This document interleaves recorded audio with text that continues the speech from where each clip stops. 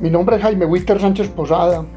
Presento un saludo especial para los compañeros Antonio José Oviedo Acosta y Freddy Alberto Guzmán Guarín, e igualmente para nuestro docente Juan David Londoño Martínez.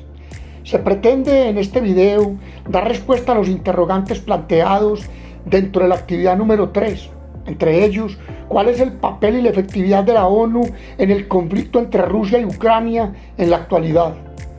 Desde el inicio del conflicto entre Rusia y Ucrania en 2014 y su escalada en 2022, tras la invasión fulminante por parte de Rusia, la ONU ha desempeñado varios roles importantes.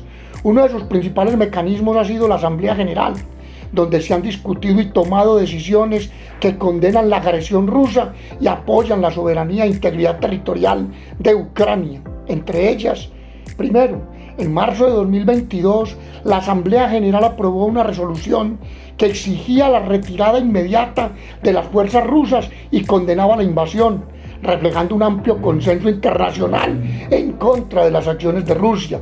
Segundo, en abril del mismo año, la Asamblea General de las Naciones Unidas votó a favor de suspender a Rusia de su Consejo de Derechos Humanos por las violaciones y abusos graves y sistemáticos cometidos durante la invasión rusa a Ucrania.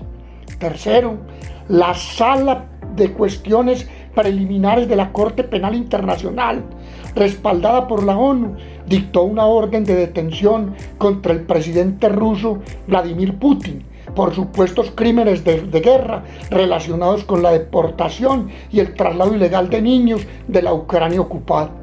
Además del Consejo de Seguridad de las Naciones Unidas, ha sido un foro crucial para discutir el conflicto. Sin embargo, su efectividad se ha visto limitada por el uso del veto por parte de Rusia, uno de sus 5 miembros permanentes.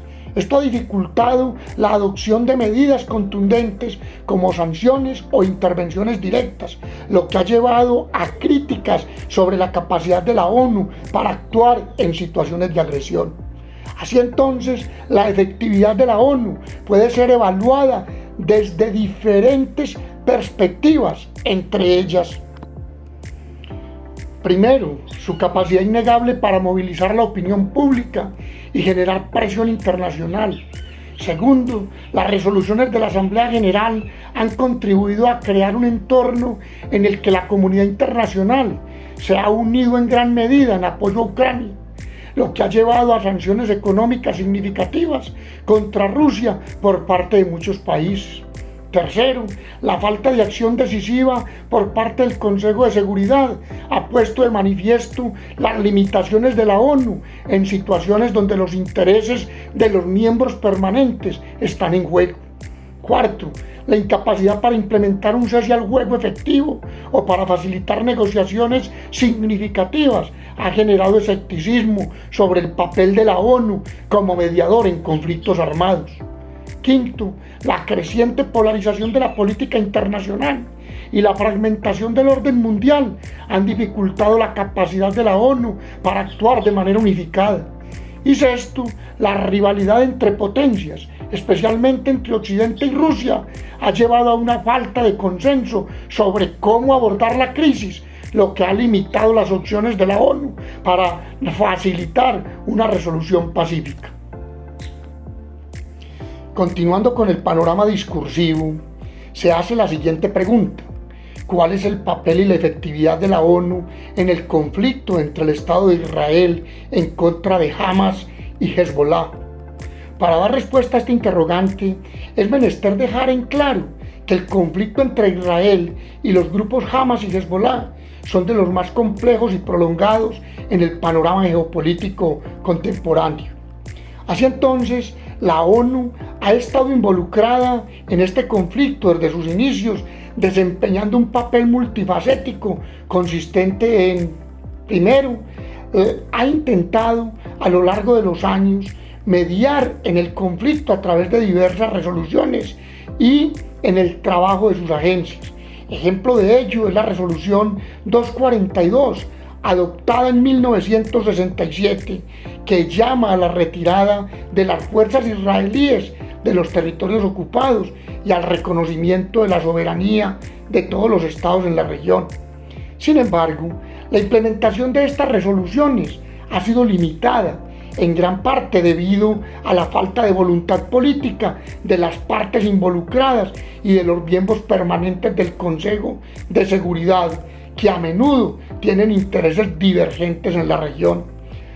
Segundo, a través de la Agencia de la ONU para los Refugiados de Palestina en Oriente Próximo, ha proporcionado asistencia humanitaria a millones de palestinos afectados por el conflicto, la cual incluye educación, atención médica y ayuda alimentaria.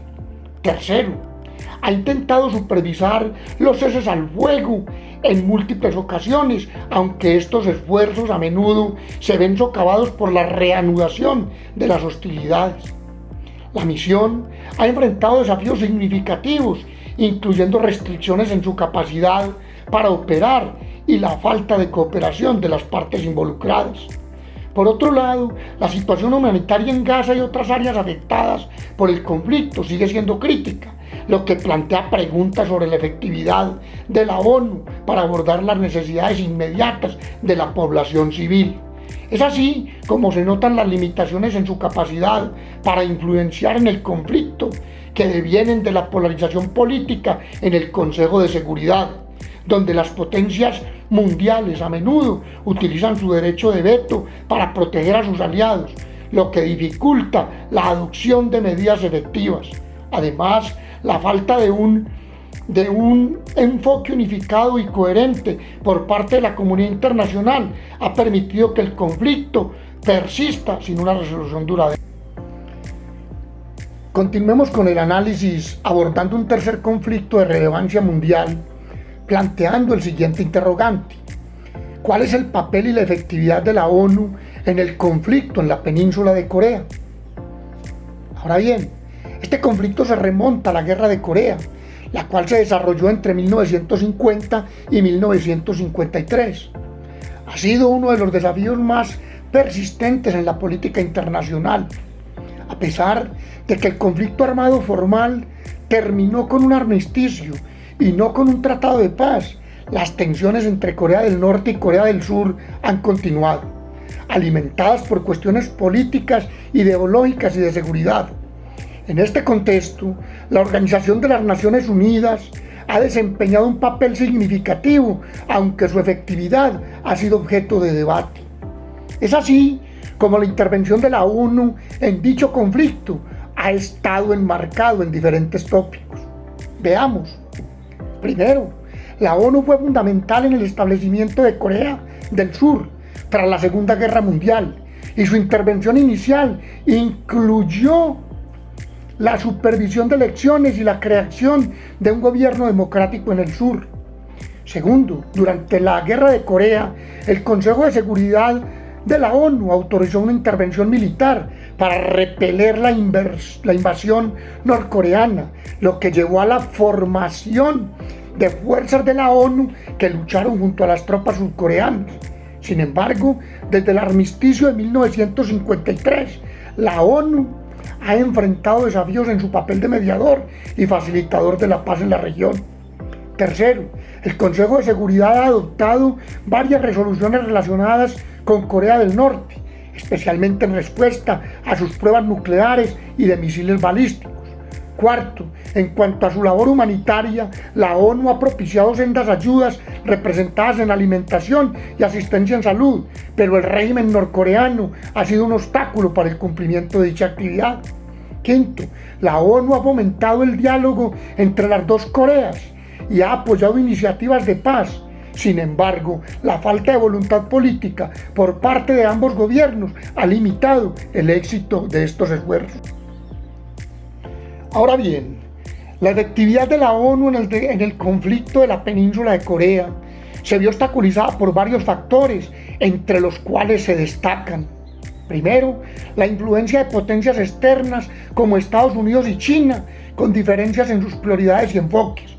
Complica la dinámica del conflicto y limita la capacidad de la ONU para actuar de manera unificada. Segundo, las divisiones del Consejo de Seguridad, especialmente en relación con el enfoque hacia Corea del Norte, dificultan la adopción de medidas más contundentes. Rusia y China, en particular, han abogado por un enfoque más conciliatorio. Tercero, el régimen de Kim Jong-un ha mostrado una resistencia notable a la presión internacional, continuando con sus programas nucleares y de misiles a pesar de las sanciones. Esto ha llevado a un estancamiento en el proceso de negociación. Espero haber dado respuesta asertiva a cada una de las preguntas que se plantearon en esta actividad. Un saludo especial para todos.